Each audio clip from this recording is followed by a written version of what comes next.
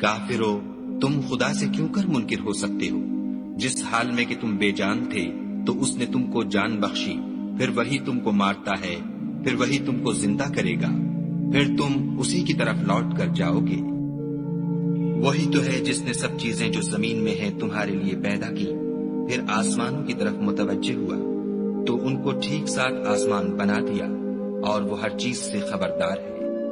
اور وہ وقت یاد کرنے کے قابل ہے جب تمہارے پروردگار نے فرشتوں سے فرمایا کہ میں زمین میں اپنا نائب بنانے والا ہوں۔ انہوں نے کہا، کیا تو اس میں ایسے شخص کو نائب بنانا چاہتا ہے جو خرابیاں کرے اور کشت و خون کرتا پھرے، اور ہم تیری تعریف کے ساتھ تسبیح و تقدیس کرتے رہتے ہیں؟ خدا نے فرمایا، میں وہ باتیں جانتا ہوں جو تم نہیں جانتے۔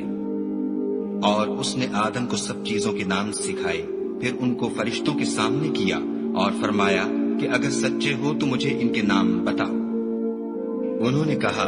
تو پاک ہے، جتنا علم تو نے ہمیں بخشا ہے اس کے سوا ہمیں کچھ معلوم نہیں، بے شک تو دانا اور حکمت والا ہے۔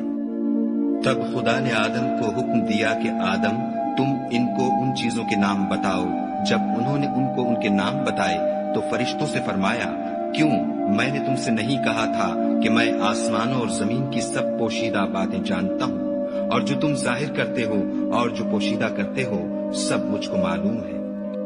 اور جب ہم نے فرشتوں کو حکم دیا کہ آدم کے آگے سجدہ کرو تو وہ سب سجدے میں گر پڑے، مگر شیطان نے انکار کیا اور غرور میں آ کر کافر بن گیا۔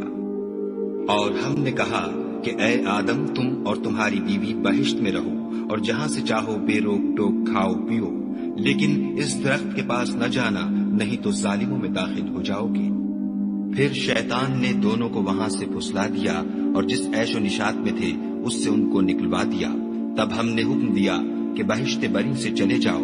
تم ایک دوسرے کے دشمن ہو، اور تمہارے لیے زمین میں ایک وقت تک ٹھکانہ اور معاش مقرر کر دیا گیا ہے۔ پھر آدم نے اپنے پروردگار سے کچھ کلمات سیکھے اور معافی مانگی تو اس نے ان کا قصور معاف کر دیا، بے شک وہ معاف کرنے والا اور صاحب رحم ہے۔ ہم نے فرمایا کہ تم سب یہاں سے اتر جاؤ، جب تمہارے پاس میری طرف سے ہدایت پہنچے تو اس کی پیروی کرنا، کہ جنہوں نے میری ہدایت کی پیروی کی ان کو نہ کچھ خوف ہوگا اور نہ وہ غمناک ہوں گے، اور جنہوں نے اس کو قبول نہ کیا اور ہماری آیتوں کو جھٹلایا وہ دوزخ میں جانے والے ہیں اور وہ ہمیشہ اس میں رہیں گے۔ اے آل یعقوب، میرے وہ احسان یاد کرو جو میں نے تم پر کیے تھے، اور اس اقرار کو پورا کرو جو تم نے مجھ سے کیا تھا۔ میں اس اقرار کو پورا کروں گا جو میں نے تم سے کیا تھا، اور مجھے سے ڈرتے رہو۔ اور جو کتاب میں نے اپنے رسول محمد صلی اللہ علیہ وآلہ وسلم پر نازل کی ہے، جو تمہاری کتاب تورات کو سچا کہتی ہے، اس پر ایمان لاؤ اور اس سے منکر اول نہ بنو، اور میری آیتوں میں تحریف کر کے ان کے بدلے تھوڑی سی قیمت یعنی دنیاوی منفعت نہ حاصل کرو، اور مجھے سے خوف رکھو،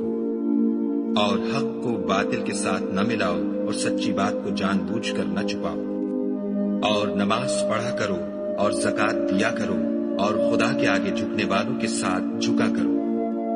یہ کیا عقل کی بات ہے کہ تم لوگوں کو نیکی کرنے کو کہتے ہو اور اپنے تئیں فراموش کیے دیتے ہو، حالانکہ تم کتاب خدا بھی پڑھتے ہو، کیا تم سمجھتے نہیں؟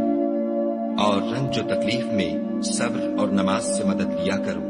اور بے شک نماز گراں ہے مگر ان لوگوں پر گراں نہیں جو عجز کرنے والے ہیں، جو یقین کیے ہوئے ہیں کہ وہ اپنے پروردگار سے ملنے والے ہیں اور اس کی طرف لوٹ کر جانے والے ہیں۔ اے یعقوب کی اولاد، میرے وہ احسان یاد کرو جو میں نے تم پر کیے تھے، اور یہ کہ میں نے تم کو جہان کے لوگوں پر فضیلت بخشی تھی۔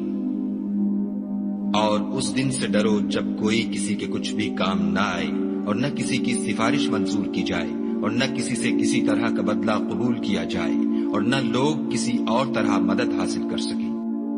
اور ہمارے ان احسانات کو یاد کرو جب ہم نے تم کو قوم فرعون سے مخلصی بخشی، وہ لوگ تم کو بڑا دکھ دیتے تھے، تمہارے بیٹوں کو تو قتل کر ڈالتے تھے اور بیٹیوں کو زندہ رہنے دیتے تھے، اور اس میں تمہارے پروردگار کی طرف سے بڑی سخت آزمائش تھی۔ اور جب ہم نے تمہارے لیے دریا کو پھاڑ دیا تو تم کو تو نجات دی، اور فرعون کی قوم کو غرق کر دیا اور تم دیکھ ہی تو رہے تھے۔